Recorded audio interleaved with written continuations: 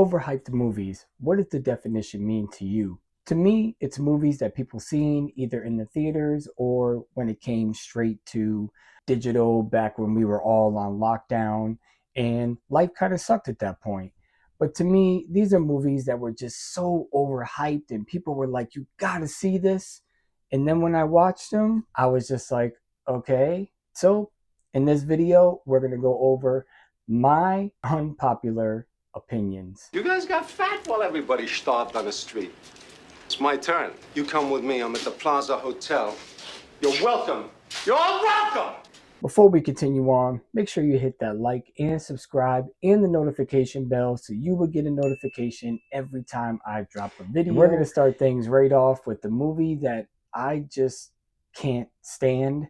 I have tried so many times to watch this movie, and even though this reigns amongst one of the most loved films, it's going to be Avatar. I have tried numerous times, even the 3D version.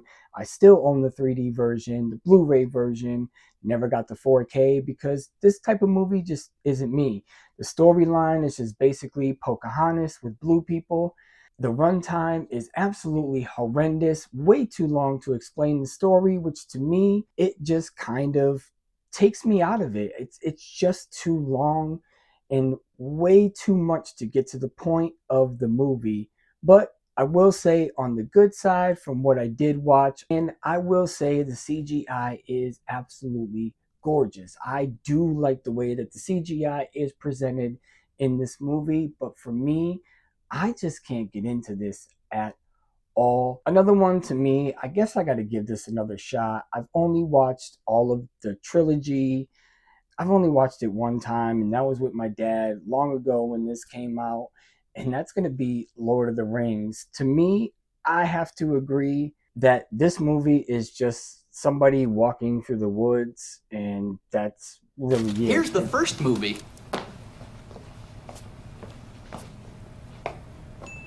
Fucking A. I can't get into it, and I think this was blown way out of proportion, but I could be wrong, so I am going to watch the first three that came out. I'm not doing the Hobbit ones. It's going to be bad enough for me to sit through this. I might have to take a 5-hour energy just to get through one movie. Next one up on this list is probably going to be a shocker since I love the gangster genre, the mafia genre of movies. Don't get me wrong, but The Irishman, while I loved the performances in some of this movie, for me, what took me out of the story personally is just the storyline itself. Way too drawn out. Most of these conversations go way too long. A 3.5-hour runtime. To me, you have to keep the audience so interested. And I could see why this went straight to Netflix. It would have never have been able to survive in the actual cinema.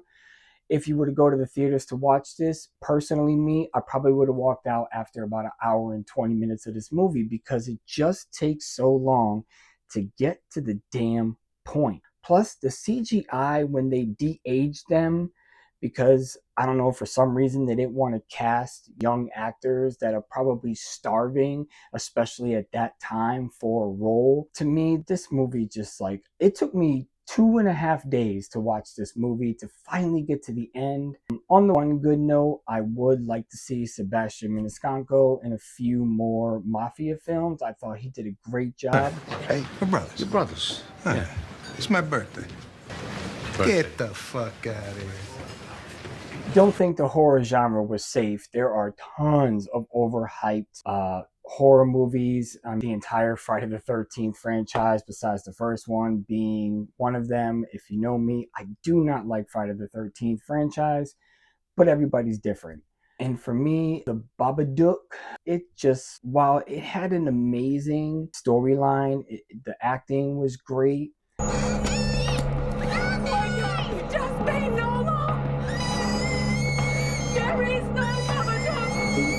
I just did not like the final outcome of what the monster looked like. It just wasn't scary. But again, the acting and the storyline I thought were great. You know, the mom trying to figure out what is going on with her kid. And I kind of like those movies, but when I first heard about this movie, me and my wife, I think it was overhyped and blown out of proportion. And it just didn't need to be anywhere near the top of any horror list, and it really shouldn't. Now, here comes this is going to be a real unpopular opinion, but to me, The Departed, while it has a fantastic cast, You pressure me to fear for my life, and I will put a fucking bullet in your head as if you were anybody else, okay? it's a good movie. I do not think it holds any weight to the two movies that it was replicated from, and that's going to be Infernal Affairs and New World. I think both of those movies are better than The Departed, but a lot of people won't see it like that because they don't want to take the time to read subtitles or do what I usually do. If there is an English dub, I will watch the English dubbed. But if it is something that is only subtitled, I will watch the entire movie once with the subtitles on to kind of get a general idea of what is going on. But then I will go back and rewatch the movie with the subtitles off and, really look at the action, the impact, and what the storyline really builds towards. And when it comes down to it, both of those movies are better than The Departed.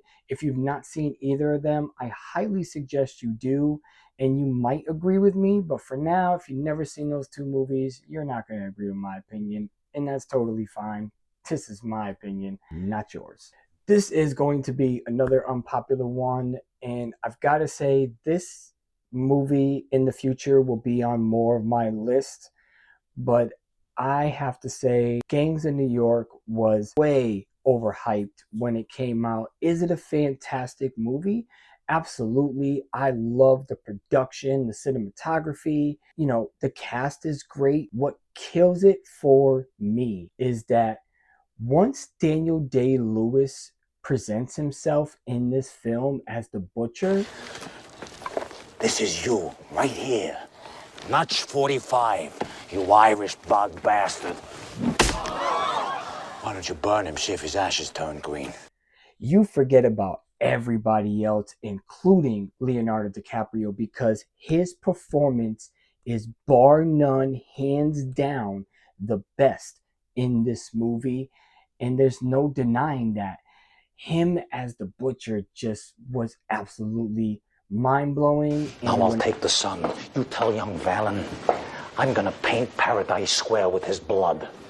I'll festoon my bedchamber with his guts. As for you, Mr. Tammany fucking Hall, you come down to the points again, and you'll be dispatched by mine own hand. And when it comes to the rest of the cast, you just totally forget they even exist, because once he steps on, it is just an unforgettable performance. And last but not least, I am going to have to go. There was a time where the second Christopher Nolan's name came out, it was just the best movie ever made. Everything that he was touching at the time was just extremely overhyped. While the Batman trilogies were good and Dark Knight being better than the original, I do love that. Anyways, it's going to be Inception. While the overall CGI and visuals are absolutely crazy. I mean, I've never seen a movie twist and turn and manipulate the way that a film looks and is made. But on the other hand, the storyline is drawn out.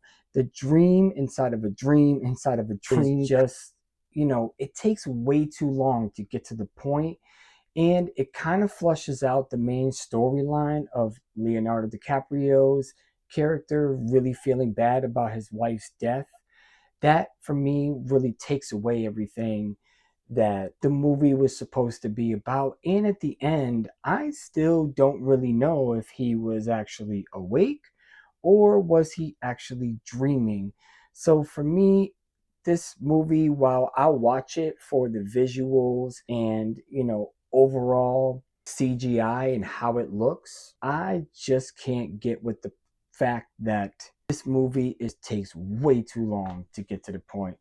Anyways, there's a list. Let me know what you think. People love these movies, and don't get me wrong, they all have their place in cinema. But to me, these ones were just way overhyped and way overdone.